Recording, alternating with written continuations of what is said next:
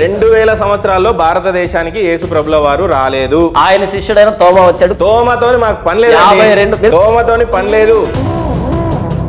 Red సీని చీల్చినటువంటి మోషే, అలాంటి ప్రవక్తలు ఇప్పుడు లేరు.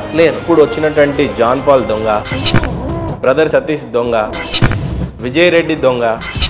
క్రిస్టియానిటీ ఎన్ని సంవత్సరాలు పాతది అని అంటే మీరేం చెప్తారు? యేసు ప్రభుల వారు డిసెంబర్ 25కి పుట్టారు అనేది కూడా అబద్ధమే. నేను ఛాలెంజ్ చేస్తున్నా. ఈ భూప్రపంచాన్ని మొత్తానికి యేసు ప్రభుల వారు దేవుడే అయి ఉంటే కేవలం ఇజ్రాయెల్ వరకు ఎందుకు? ఈ భూమండలాన్ని మొత్తం ఆయన తిరిగి ఉండాలి. జీసస్ని సగం సగమే చదివి మీరు బాప్తీసం తీసుకోవడం కానీ మతం మార్చారు లేదంటే మార్చబడ్డారు అని అంటే మీరేమని చెప్తారు సమాధానం?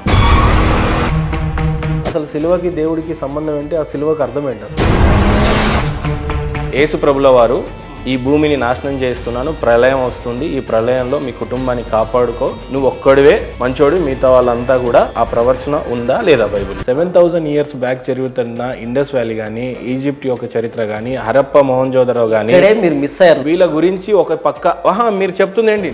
ఒక నాగరికత వచ్చిన తర్వాత 700 సంవత్సరాల క్రితం నాగరికత వచ్చింది అనేది వినండి. Oldest civilization in the world Mesopotamian వచ్చింది కదా. మరి మెసోపోటేమియా 3000, కొత్తగా వచ్చింది 8000. లేదండి. Is it logical? లేదు. రామాయణం అనేది జరిగింది. సారీ, నేను నమ్మట్లేదు. రామాయణం జరిగింది అంటారా? నేను నమ్మట్లేదు. అవశేషాలు దొరుకుతున్నాయి, రాముడు పాదముద్రలు, 10 తలలు దొరకలేదుగా. రామాయణమే చదవలేదు. రామాయణం గురించి మీరు ఏం మాట్లాడాలో మీకు అర్థం కావట్లేదు. ముందు నేను దీన్ని కూడా చదవలే. రావణాసుడికి సంబంధించిన ఆనవాలు, ఆలయాలు, అవశేషాలు అన్ని ఉన్నాయి. ఏదో ఒక రాజు ఉండొచ్చు కానీ 10 తలలు లేవు కదా. ఓ 20,000 years BC స్టోరీ మీకు చెప్పాలని ట్రై చేస్తున్నా. బహుశా మీ కల్చరు, మీరు వచ్చినటువంటి హిందూయిజం చాలా గొప్పది అని చెప్పడానికి ట్రై చేస్తుంటే మీకు వినసొంపుగా లేదు. అది ఎందుకు అట్లా అయింది అనేది. నాకు ట్రూత్ కావాలి. I don't want story, I need truth. ఇది నేను ఎప్పుడు సభాష్ అనేవాడిని తెలుసా మిమ్మల్ని? జాన్ పాల్ గారు అలియాస్ మణికంఠ స్వామి.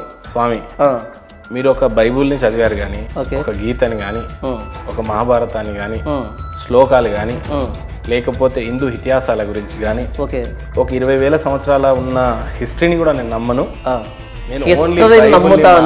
నమ్ముతా. My statement is very clear. I believe in history, not in mythology. ఏం చెప్తున్నాయి?